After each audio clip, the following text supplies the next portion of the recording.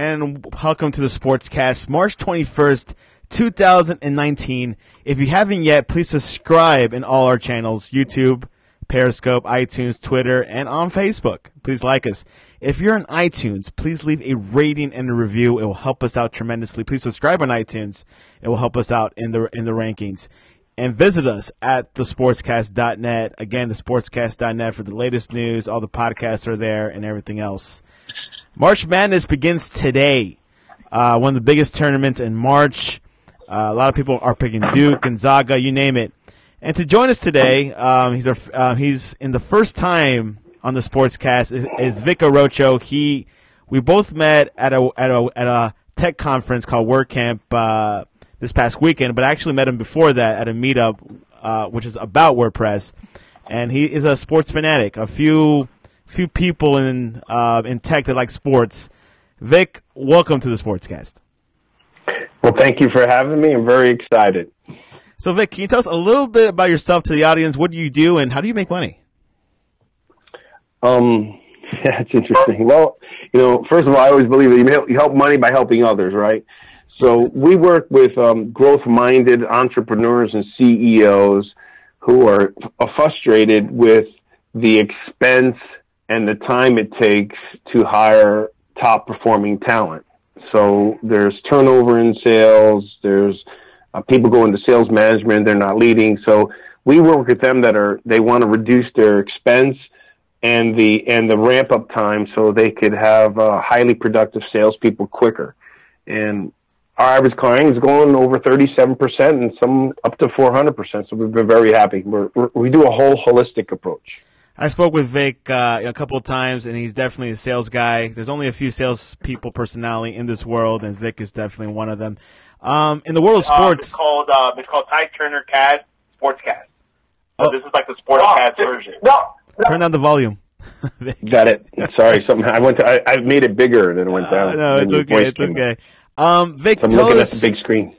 Obviously, what is your who are your favorite sports teams, and what's your favorite sports that you like to follow? Yeah, is this global? What are we talking? Anything. I mean, if you like, okay, like AC Milan, baseball, easy, Yankees, baseball, okay. Yankees. Okay. All my life, I got a character mirror of the 1972 Yankees with Catfish Hunter, Sparky Lyle, Ron Guidry, Bucky Dent, Reggie Jackson, Mickey. I mean, I can just think about all those names that everybody knows, right? Right. As it comes to football, I'm a Giants fan, major Giants fan. But the thing about football, though, I love the NFL organization. I think it's the best run professional sports in the world, and I have an appreciation because of business for particular organizations. I don't know if that makes sense. I may not be a fan of them, but I may be a fan of their, the Patriots' success and the way they've done things, or just certain organizations that stick to their ground, like the Steelers, just the old school kind of. And then I like coaches. So you're not the typical New York fan that hates the Patriots. I don't. I only hate a team when I'm playing against them, right? I mean. So, I think you're a great guy, but if me and you strap up and play some basketball, and we're playing against each other, you're my competitor. I get off the court, and let's go have a drink, a beer, water, a glass of milk, or whatever. But no, I don't hate the Patriots. I do not hate. There's not a team that I really hate. There's teams that I dislike their organization that I think they're just really poor organizations. Now, and for basketball, do you like the New York Knicks? Okay, so I'm a Knicks fan, right? But I'm a beloved Knicks fan. But it's gonna be tough. But I am a strong Heat fan. I've been here for 20-something years, and I'll be honest. I'll be honest with you.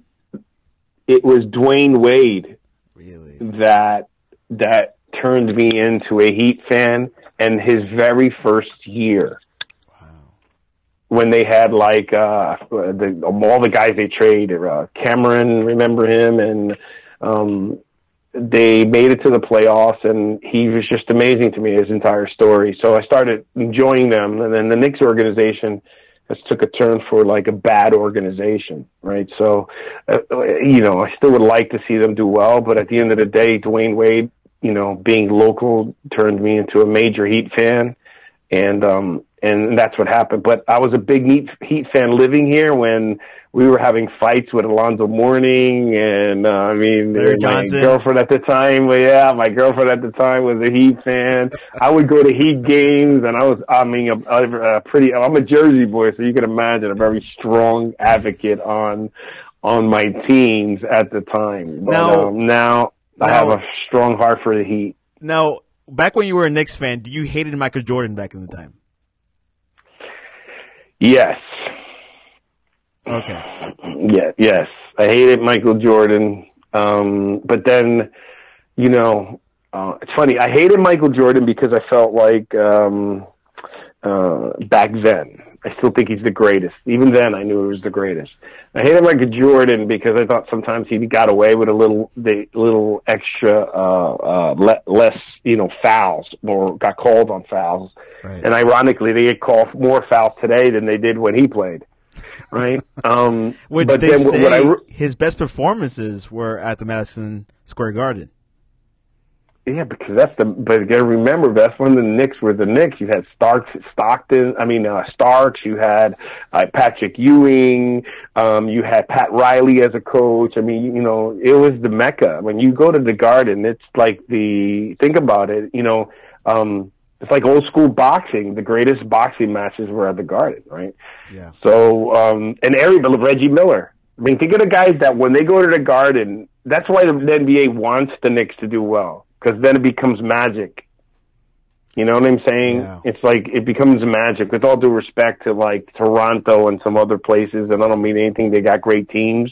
But you understand, when you're in a major city for a long, long time with history, with a lot of greats and just, crazy memories. Because there's more things at the Garden than just basketball. So the Garden is known for everything, right? Yeah, like the Rangers. Exactly, right? So the deal is, you have concerts, you have, just major, anything boxing, you have wrestling, you have, and then it's in the city, it's dead center, Penn Station, right? You just I haven't seen a big boxing fight there. I mean, I always see it, it's always in Las Vegas. There was one recently. But there was one recently, maybe, I forgot, it was within the year, so I was pretty happy to see that. Yeah, because it was a guy brought it back to there. Yeah, I'm like, why didn't it have Holyfield versus Tyson at the Garden? Why did because back then everything was changing its luster, right? Like Vegas drew the bigger crowd. You know what I mean? Yeah. There was more. It was just I can't tell you, but think about it, things have changed. Life changes, right? But the thing one thing I did not like that killed me was really Jackson. Phil Jackson. Right. So, finish with Jordan, greatest player. I am glad that I was able to live in a lifetime to see probably the greatest player of all time. Number one. Okay. Number two, I thought Pippen, I think he got screwed with his contract. And two, I'm not sure if Jordan would have won without Pippen, because I thought Pippen was he was ice as much as Michael. He's undervalued. Right? And except for Michael was he was just way undervalued, and his defense and his just, those guys never, like I teach my kids today, watch at these games. At the end of games, I hate it. They never missed foul shots. Jordan can miss 3 or 4 in the beginning of the game. It's fourth quarter. They're tired. They never missed. Right. So back to now. Let me just take this back around, if it's okay with you. Yeah. Jackson. So I'm a Jackson fan. Yeah. Right. Even though he's doing a terrible job with the Knicks. Why? Because everyone complains about, he has all this talent. That's why he wins. Do you know how hard it is to coach that many millionaire ego talent? Yeah. It's not that easy. And to do it and keep winning, and then bring a Rodman, and then okay, so here's the problem that I had with Jackson. Jackson, I know sports enough that when I go to play, if I'm going to play a game and I got Michael and I got Pippen, they're going to score. I just got to keep them to a normal score. I just can't let Rodman score 6 or 8 points. Statistically, when he scored 6 or 8 points, they blew out teams. But what happened was every time the Knicks were coming back, we're winning, and all of a sudden, B.J. Armstrong hits this friggin' three from somewhere. John Paxton hits this three from somewhere. He would always get those pivotal players that would hit. Steve Kerr. You understand? Yeah, I know. Yeah, those role players. Then he did the same thing in Los Angeles. Yeah. Roy Harper, Robert Horry. Do you know Robert Horry has 7 rings? He's got more than Michael. But he's not the greatest player in the world, though. Yeah, I'm not saying he's the greatest player in the world. That's not true. He's not the greatest individual player in the world. He should be known as the greatest role player in the world. Greatest six man, I think. He's the one that those 6th, 7th, 8th. It doesn't matter. Shots. He made big shots. Exactly. They don't pick you on a 12-man roster because you don't have talent, man. No, there's more than that, and which is why his 7 rings was Big Shot Rob. Right, and he played his role. He didn't complain. My point being is to me. I've met Robert Horry. I'll take it. Really? I've met him. Well, I talk about him probably more than most people do just because of the fact that, not everybody, they're not going to, the percentage of the LeBrons, you think about the percentage of the greats. Even today, the people that they're talking about the greats in basketball comparing to LeBron are people that are not playing right now. Anyways, we'll talk about LeBron for next time. Another time. If this goes well here. The deal. Yes. This is like your first date. You got to have a good first impression. So I like the whole point on Phil Jackson. I like the way he brings, just like in a sales unit, he brings the right players to fill the right role, and they understand their role in the game and in the process and in the system. Anyways, March Madness begins today. Actually begins in like less than an hour. So we'll have Vic make the final prediction before March Madness begins, and we cannot end like the March Madness prediction this week with Vic. We had Tyler predict Duke to win. We also had Ryan Christa predict also Duke to win. So we'll see where Vic takes us. He might pick Duke again. We don't know. We'll find out. Are you ready? I am. Now, keep in mind, you could talk about each game, but be brief and choose the ones wisely. You don't have to elaborate on all of them, but if you want to choose one game that you want to elaborate, that's fine. Okay. So choose wisely. Right, so I have. So let me. You start. I'll start, and you just say who will win. Duke versus North. Duke versus North Dakota State. Okay, Duke goes on. VCU versus UCF. UCF. Mississippi State versus Liberty. So I was trying to bring my bracket up. Hold on a second. Now that you got my bracket, I got my bracket already done. I picked Liberty. Wow, third guy this week who picked Liberty. Virginia Tech versus St. Louis. I picked Virginia Tech. Maryland versus Belmont. Maryland. LSU versus Yale. Oh, LSU. That was an easy one. Louisville versus Minnesota. Louisville. Michigan State versus Bradley. Michigan State. We're going towards the South. Virginia versus Gardner-Webb. Virginia. Ole Miss versus Oklahoma. Big game. Oklahoma. Wisconsin versus the Oregon Ducks. Wisconsin. Ooh, no brainer on that one. Kansas State versus UC Irvine. Kansas State. Oh, wow. Villanova versus St. Mary's. Villanova. Purdue versus Old Dominion. Purdue. Cincinnati versus Iowa. Cincinnati. Tennessee versus Colgate. Tennessee. So far, no major upsets. Let's go to the West. Gonzaga versus Dickinson. Gonzaga. Syracuse versus Baylor. Baylor. Marquette versus Murray State. Marquette. A lot of people are picking Murray State for some reason. Florida State versus Vermont. I got to pick Florida State. My son and my daughter are going to go there. Loyal. Florida State. The Noles. Loyalty there. Buffalo versus Arizona State. I picked Buffalo because they beat my boys' team, Dylan Fry. Shout out to him at Bowling Green. So, Buffalo. And I think they're like the only New York team in the tournament. We'll see. Texas Tech versus North Kentucky. Texas Tech. Nevada versus the Florida Gators. Florida. Florida. Michigan Wolverines versus the Montana Grizz. Michigan. North Carolina versus Iona. North Carolina. Utah State versus Washington, also a big game. Utah.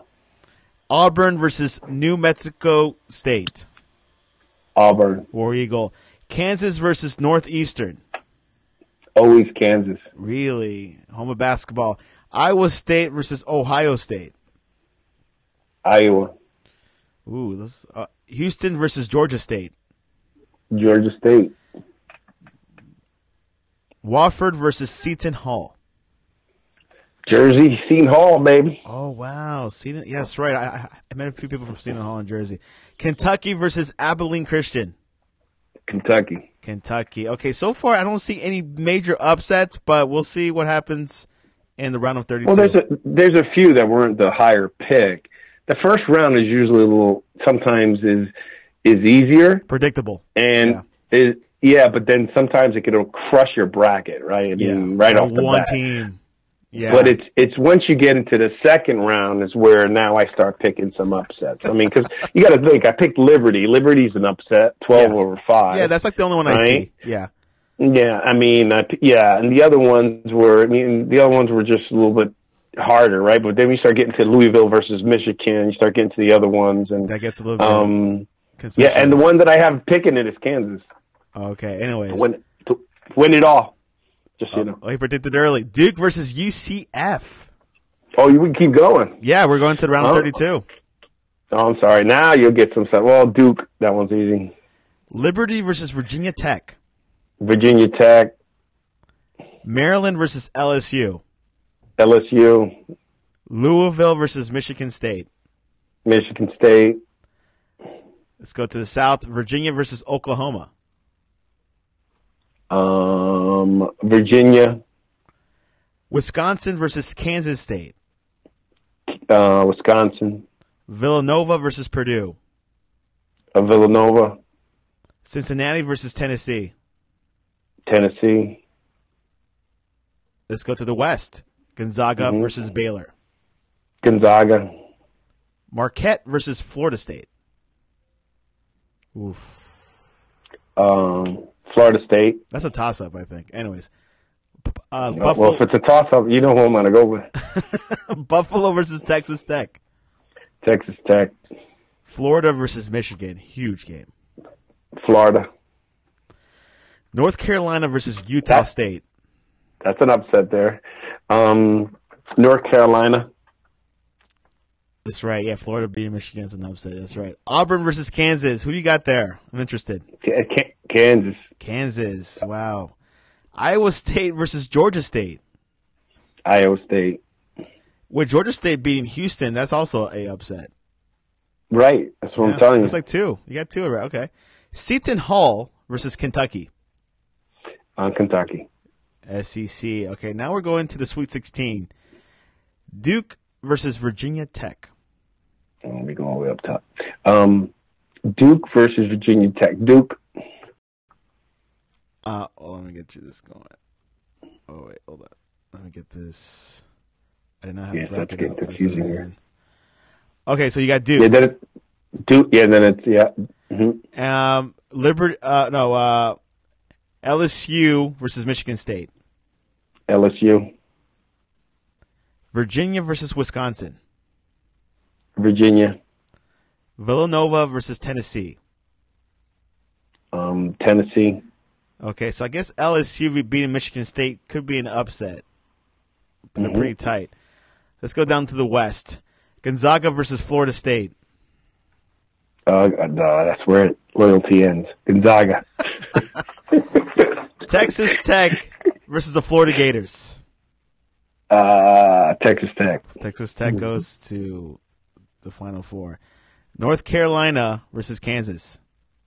Okay, well, I'm scrolling up. That's a big match. Where you at here? In the Midwest. Should be on the bottom. Okay, Kansas, yeah. Oh, Kansas.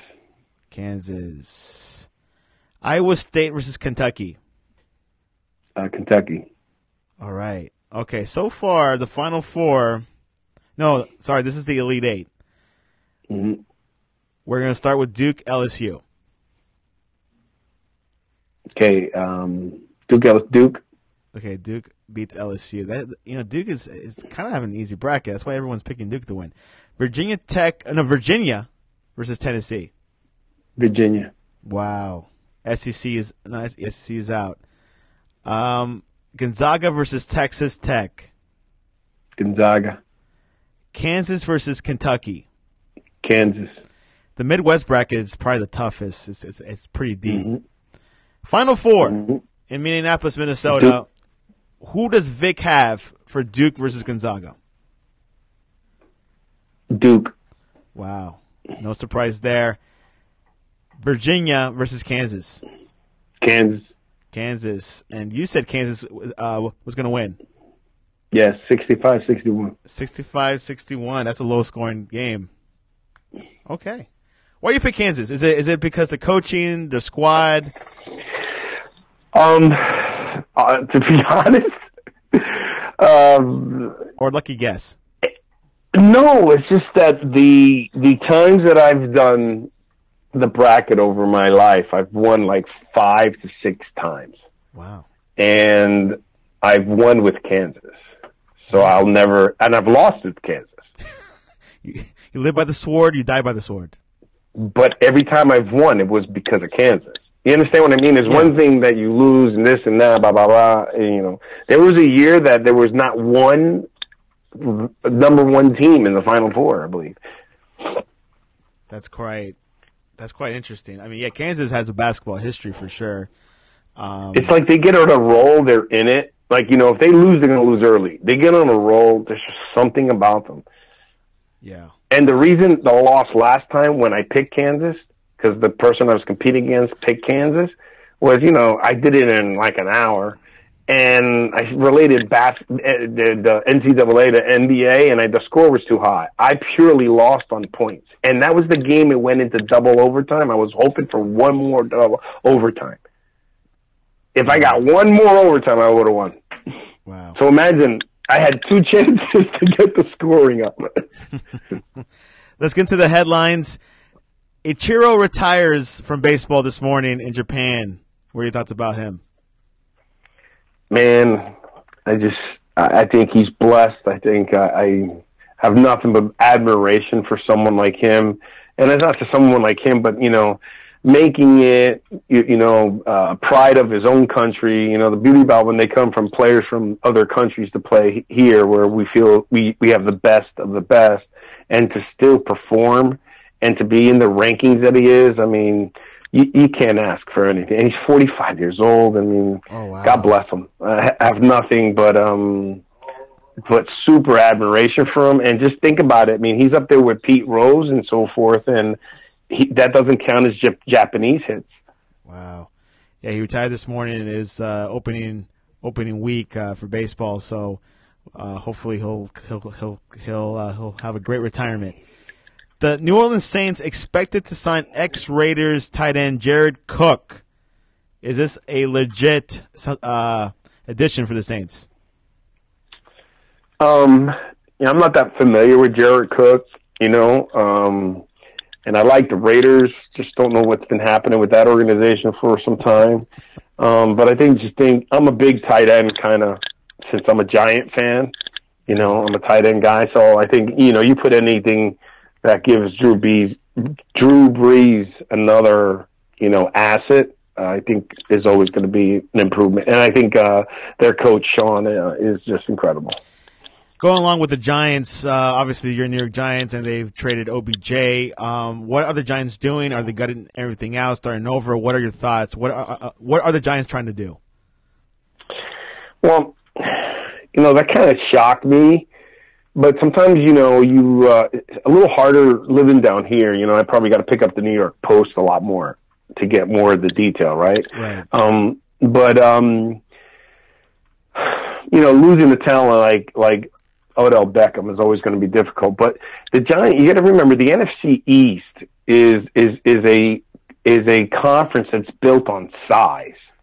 Like, they like big linemen, big defensive backs. They like, it's not like, I'm trying to think of the Super Bowl championships that the NFC East had. Who were their, like, superstar quarterbacks? Probably Eli is probably, you could decide how you feel about him, but it's probably one of the top. Doug Williams was great, but he had a great Super Bowl game. Nick Foles had a great Super Bowl game. Hostetler, good Super Bowl game. Phil Simms was a good player, had a good Super Bowl. think about it. Look at the NFC East. And the Patriots, the greatest team that everyone says, they've only lost to the NFC East.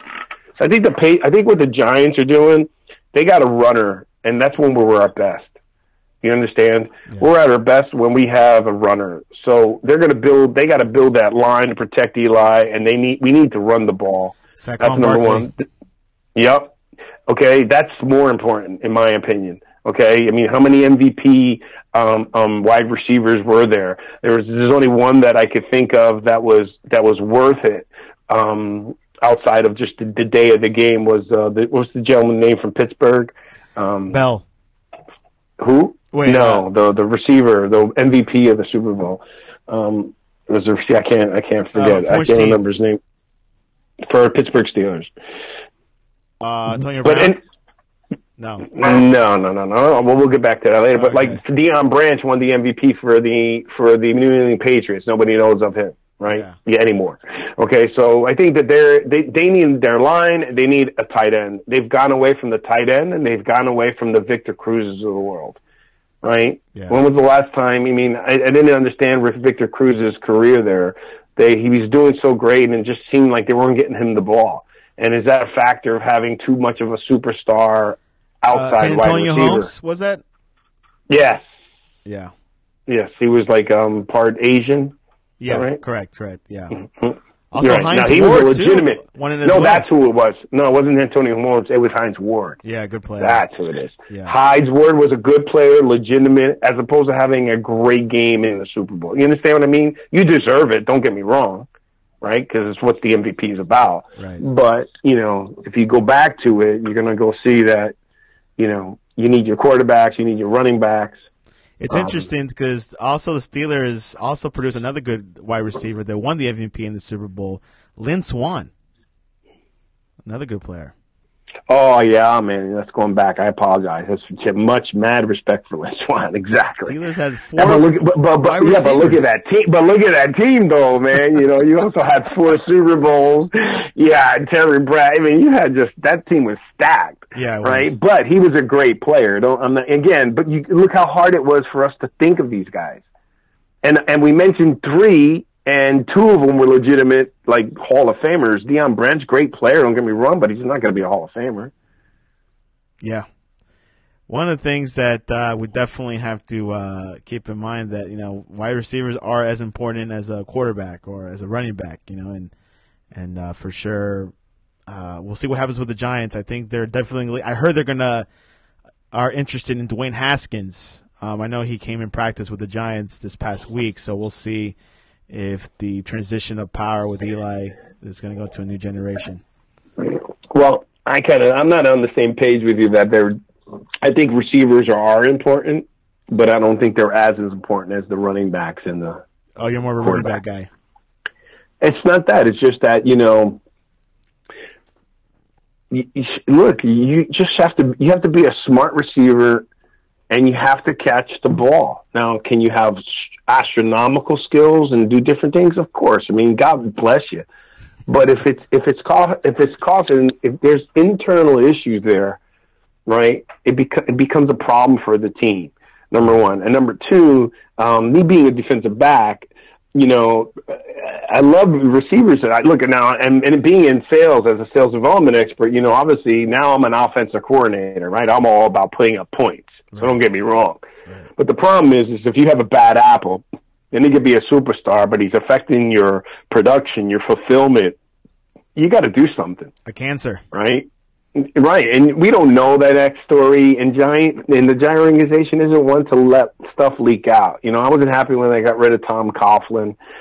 There's some things they did that I didn't like. Steve Spagnuolo, you know, I was surprised that he was the defensive coordinator for Kansas City. But you know, with the Giants, you know, you need receivers. That's what I'm trying to tell you. Like it's one thing about, you know, saying a receiver is as important as a running back. Well, no, there's only one quarterback, right? And for running backs, you may have two, but there's usually one that's going to be leading the way unless there's guys in his same tailback type position that are going to rock it up. Think about when the Giants had three running backs, you didn't know what to do. You got tired, they bring in the beast, they bring in speed, they bring in thunder. Youth and speed. You understand? Right, speed, thunder, changing the game. Linemen, you know, you're not flipping linemen that much, and they're going to get tired getting hit with somebody that big. With a receiver, right, you also got some phenomenal defensive backs. These guys are running 4.2s and 4.3s. Yeah, and you know, obviously, you know, Giants have been letting go. They actually let go of a lineman this past offseason, but I can't find his name here. Well, they got rid of Collins too, man. Yeah, I love Collins. Yeah. Well, we'll see what happens with the Giants. The Jets' future look brighter than the Giants right now, so we'll see. We'll see if New York sports can put their heads back together and maybe, you know, make another appearance in a Super Bowl championship or have a good run in the season. Let's go. Ready for some game predictions? Sure. Tonight, Minnesota at Charlotte Hornets, NBA. Minnesota at Charlotte. Hold on, Minnesota. The Denver Nuggets at the Washington Wizards. That's a good one now, but I think Denver's on a roll, no? Yeah, they are. Yeah, and they're which are like actually fighting for like the first seed against the Warriors. So we'll see how that goes. And Detroit. Well, this is an easy game. Let's go for the Dallas Mavericks at Sacramento Kings. That's the hot. This is not good games today. That's like the Dud Bowl. Oh man! All right, listen. I'm gonna go with my heart on this one. I'm gonna go with Dirk Nowitzki. Okay, Dirk Nowitzki's last season. You know what I mean? As Dwayne Wade. Yeah. You see what Doc Rivers did for him? That was so. Yeah. I met Doc Rivers, and he was outstanding, man. Gentleman. I met his son. His son is an outstanding young man. I met him personally. Do I think Doc Rivers is a good coach? Yeah. I think Doc Rivers is a very good coach. I mean, he's won NBA titles. He's taken the Clippers to prominence, and you know, they may not be there now, but he did take them to prominence. I forgot about the Clippers. You forget how many teams are in California. There's like 4, right? 4 or 5? That's a lot, dude. There's like 6 LA teams. Now with the XFL, there'll be 7 teams next year. I don't know. It's in LA everything, bro. I have no idea. You know, LA Fitness took the best name they probably could. I think the best team in LA is the Lakers, by far. Are you kidding me? I mean, like the more prominent. Oh, in LA. I'm sorry. In LA. I think California, right? The biggest team in LA is probably the Lakers. I heard. I mean, as equivalent as the New York Yankees in New York. You know, is like the biggest. Oh team.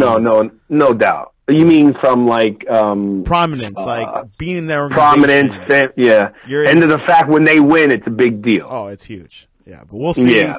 We'll see if LeBron brings back those glory days. Championships breed that. You understand? Think about it. It's a major city. You've had lots of championships. You had a lot of great players. The history there, it's really difficult to not have such an attractive fan base, right? And then you built around Hollywood stars, and it was just, you know, I don't know if you got time, but I got a great LA Lakers story that I went to a game there. Make it quick. Real quick, me and a buddy of mine, we were there acquiring a company with a team and the CEO, and then we're working late negotiating. So there was nothing for me and the other executive to do. So we got VIP tickets to go to the game with parking and everything. So we go, all right, great. So we go, not thinking anything. we had a 12-passenger cargo van because we had a group of people flying in from the East Coast. And it's just me and this guy. We're driving in, and we can barely fit into the VIP parking garage, right, because the top was too high, right? Then you got to valet it, okay? So you valet the car, and then that's it. You walk in. We're right behind Phil Jackson, who's a massive man. I mean, huge. Yeah. He's And then we're leaving, so I'm going to give you the shorter end, and we'll tell you those. And then we're leaving, so you don't really realize the effect of valeting a car more than when you're picking it up. We're in L.A. This is VIP. To have seats right behind the Laker bench, there had to be pretty good seats and pretty good valet parking, right? Okay. So we're sitting there, me and him, waiting, and there's beautiful people, men, women, Lamborghinis Jack pulling up, Nicholson. Mercedes, and all these beautiful cars, and all of a sudden you hear coming around the corner. It's this big white cargo van. And who was it in the van? It was me. It was our car. That was what we drove there in.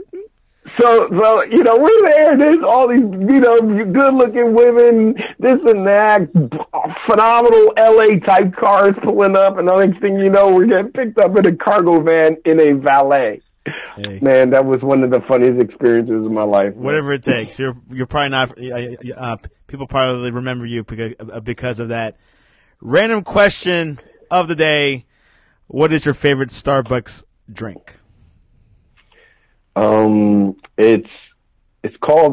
They call it, I guess, a cafe au lait, but what it is just blonde roast coffee with about an inch of non-fat steamed milk. That's it. No sugar, nothing else. That's pretty accurate. Pretty detail-oriented drink right there. And Vic, how can people reach you online to talk to you about business?